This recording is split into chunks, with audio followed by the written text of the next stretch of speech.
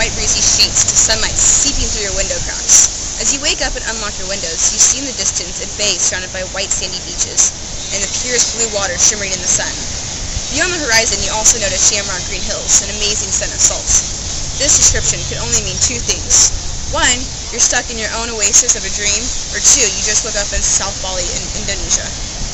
Once arriving on the islands, you must need to figure out a reliable source of transportation. Bali is indeed a small island, but merely walking or riding a bike might not always be the best source. Denpasar, Bali is located just north of Australia in the Indonesian islands, amongst the lush vegetation and polished blue seas. Usually you'll fly into the main airport in Denpasar, and cruises are also offered at port in the coast of Bali shores. It's better to walk or ride a bike than going through the rural towns. When traveling through busier places, though, like Kuta and Lijon, it's best to find some other form of single transportation to avoid dealing with traffic. In the big cities of Bali, urbanization is beginning to take over. Most of them arrive in Indonesia by the way of Bali's Ngurah Airport and only 323 by sea. This was stated by the head of Bali office of the Central Bureau of Statistics of Konga Wong said on Sunday. The bus system is a bit pricey, but another cheap alternative are BMOs. They're small green minibuses, the same deal as a bus but a little less expensive. You can also rent a car like these, or if you have extra cash lying around, discover Bali via helicopter. Airfares to Bali are roughly $800 to $1,068 for a round trip, coach seating. The best airline carrier to fly to Bali is Garuda Indonesia Airlines, but it only departs in Southeast Asia cities and some places in Europe, such as Amsterdam.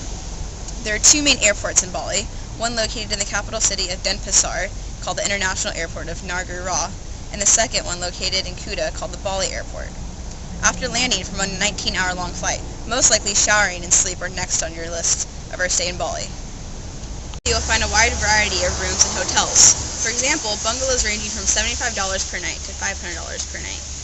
Also, there are 5-star resorts including some private beaches. Bali offers something for everyone, whether you want to keep it cheap or willing to splurge. Kuta Beach and Lijon are touristy areas lined up with many hotel chains along either sides of the streets. There are also cheap hotels in Denpasar, Bali. At Buma's Hotel Bali, you can get a room around $50 per night.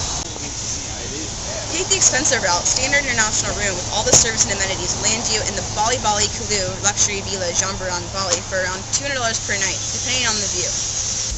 Waking up, you find yourself hungry. You venture on the streets to find Balinese cuisine. It is tradition in Bali for most meals to be served with rice paired with a cup of tea. At the Hard Rock Cafe in Kuta Beach, they serve mixed fruit salads including a variety of local island foods. They usually range around $1 to $10 and is a pretty good place to eat. In seaside Kuta, on Kuta Beach, meatball noodle soup is one of their popular meals. Spicy noodles with lots of meatballs, cheap way to fill your stomach. Usually they cost around $1. If you're looking for a place with a variety of different cuisines, step into the Namos Beach Club, located in Denpasar. $10 is the average price per plate, and the cuisines include Asian, Greek, pizza, and seafood. If you're looking for a rare delight, go to the Rainbow Cafe, located in Kuta. They serve mainland fried rice and other tasty treats. Rested and re-energized, you hop back in the car in search of the perfect surf spot. As you drive down the narrow beach-lined roads, you notice that each beach has its own unique features. Canggu Beach is located in the western part of Bali. They have sandy beaches and big waves, and it's easy to access on a motorcycle. Balinese waves are very crowded, mainly with Australians. South swells start in April and ends in November. Okay. Kuta is one of the most popular places to surf. It is also a beach break. There are other places like Dreamland, which is a famous break. You'll find a mixture of locals and tourists gathering to enjoy what the beaches have to offer. Utawala is also known for more serious surfers, so if you go by yourself, you're on your own. Special events take place that bring together the community. Events such as night surfing started becoming popular on the shores of Kuta, and is attracting young Balinese kids to start surfing. Surf competitions and the night surf events are expected to draw more Indonesian youths to water sports, especially the younger Balinese. This was stated by Piping, one of the initiators of Kuta Beach night surf. Nusa Dua, located in the southern eastern tip of Bali, is a peninsula that has miles of reef surrounding the land and providing good waves for surfers. While looking for a surf spot, you might happen to come upon one of the locals playing bongos. Southern Bali, consisting mainly of regions like Kuta and Denpasar, need to be researched before visiting. Remember the feeling you get waking up in the fresh sheets and the slight breeze flowing through your hotel?